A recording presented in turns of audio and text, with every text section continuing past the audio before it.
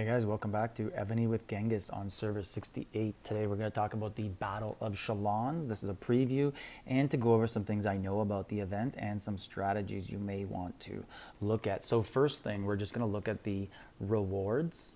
So right here, you want to get in the top 100 of your conference or your league because you want this castle, because what this castle will do is expand your alliance hive zone. And for some of you out there, you may not think that matters, but let me tell you, later in the game, when you're on a old server like I am, we have lots of people who don't actually fit inside the hive. So this would be very good for them to be inside the hive and to receive the benefits of the alliance. Now, per round, if you score 1200, this is what you're going to get if you finish in first, and so on all the way down. You can all find this in the battlefield area where it has BOC, BOG, etc. And as you go down, there's 4 teams, right? So at minimum, everyone's going to receive this at the bottom. And then you want to work your way up and get the higher rewards. I know myself, I'm shooting for this one above 1200 and on the winning team. We hope to advance. And then there's these different banners you'll get depending on how you do. But I guess you could just kind of deal with that when you get them. There's nothing too fancy about that. They're just aesthetically pleasing. Now, there is total ranking rewards, and I'm not sure. I'm not sure if this is per round or overall. Actually, you know what? I'm completely wrong. I would assume that this is overall how your team does. So if your team wins, gets first place, this is what you're going to get. Very nice rewards per member, because you get the Glory Castle there. The other 3 teams in the finals will receive this as well. 5 to 8, so semifinals teams, will also receive the castle. And I guess there's quarterfinals or something like that, and they will receive the castle. And top 100 will also receive the Glory Castle. That is the most important part here of it. And then I guess the other 256 teams, so I just going to assume everyone who makes it out of the first round, if you do the math, probably receives the Glory Castle. So that is good news to anyone. So everyone should be really fighting for that top 100 ranking, because 101 down to 256 is not going to receive that. And some stuff that I have saved to go over for preview here. So Evony sent out a warning saying anyone cheating will be punished, possibly banned. So one of the things they have done to alleviate cheating is, so they have announced the 4 teams that you're playing. This is my matchup. Okay, so I have blanked out the power on it just so that people can't kind of, I guess it would be very difficult to go look through all 256 teams and look at the power and see who is matched up with who. But just in case there are people out there who want to do that, I took away the option by blanking out the power. But in my group, and from what I've heard from most people, there is one powerful team in each grouping, and it's kind of even after that. So in my group, my team is the most powerful, and we probably have about as much power as all 3 other teams combined, almost. We're like 55 million, and total of everybody else combined is probably in the 65 million power range. So, or billion, 65 billion. So we I would assume we are heavy favorites, but there could be PvP alliances who only who have the 20-25 billion in power and just a very few small members, and that can cause problems. So the map we're dealing with. So I have actually people beta test this, right? And beta testers aren't supposed to discuss what goes on in the beta testing, or at least give too many things away, but I have some information on that.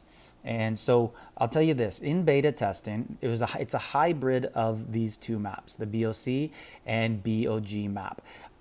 There was multiple rounds of beta testing, so I'm not sure exactly which one they are going with. There's a reason why they test multiple maps and multiple people, and they tested it with different number of combatants and different things like that. One of the suggestions I made to them was actually this one, so I was very happy to hear them do that, but they did not announce who you're facing. So typically, they would have put the alliance names on here where the power was.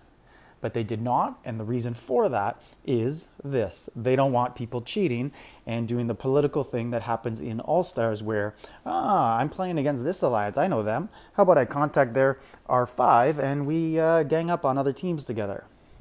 So I'm very happy to hear that they did listen to that suggestion, and you don't know who you're playing until you enter. I suggested this for All-Stars to them as well, that when it should just be random. You should not know who's on your team, and you should just enter and go from there. So now, the two maps. It's more like this, but it has some of the items from here, such as the new rally hall.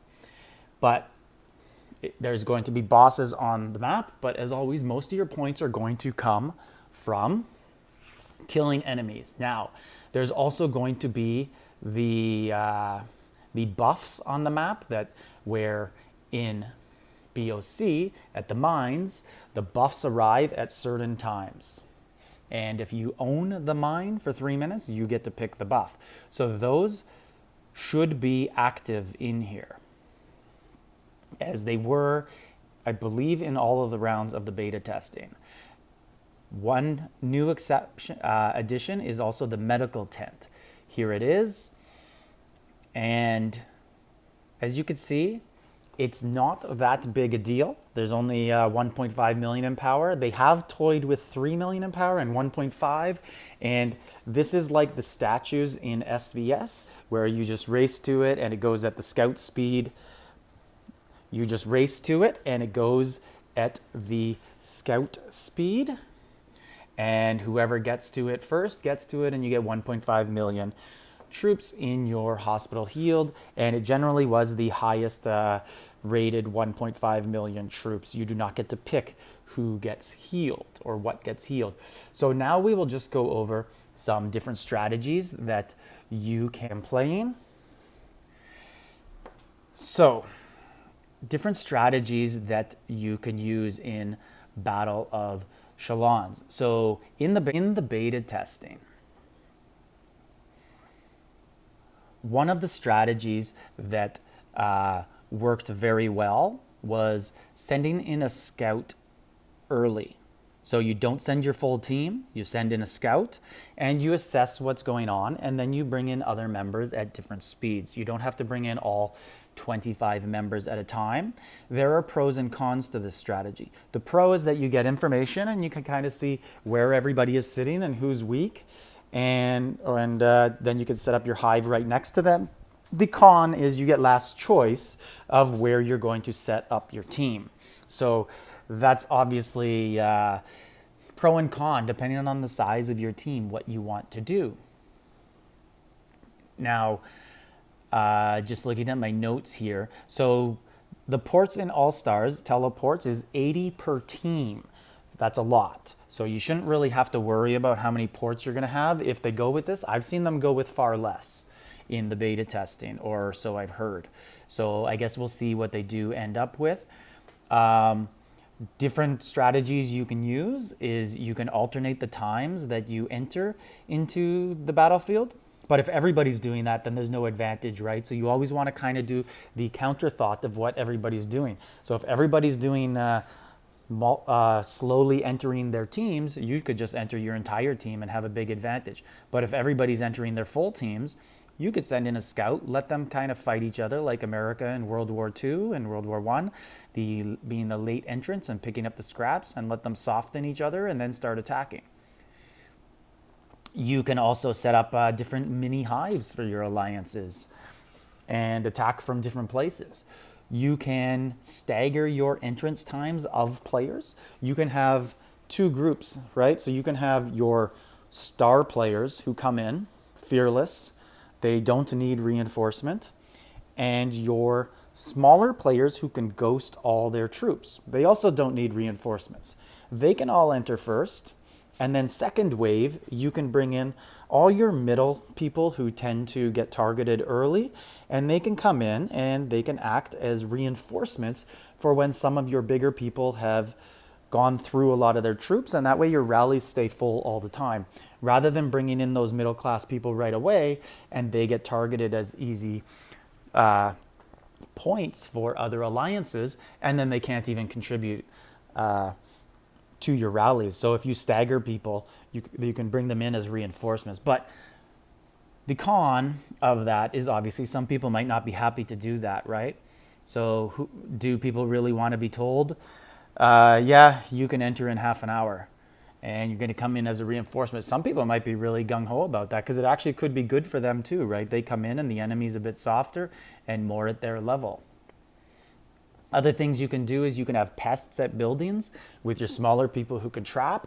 They can be doing the classic building, putting a march in and out, ghosting. And when someone comes to hit them, one of your bigger guys can come and hit them as it was a trap. And in the other side too, you also get the building points. And another strategy is if you have your people, if you have a lot of middle class people who need reinforcements, one of the things you can do is stagger their entrance times as well. This will allow your bigger people to not have to reinforce everyone at once, right? It's hard if you have 2 or 3 really big players who do most of your reinforcing and you have 10 people you need to reinforce. It's hard to get the troops to the right areas. But if you stagger them, have 3 or 4 of them come in at a time, and you only have to reinforce a couple at a time, that's a lot easier to handle defensively. So that's another strategy you can use. And basically that's about it, but it's just going to be a free-for-all, and I wish you all luck. And if you have any comments, any suggestions of your own, let me know. I'd love to hear them. This is Genghis, server 68. Like, subscribe, leave a comment.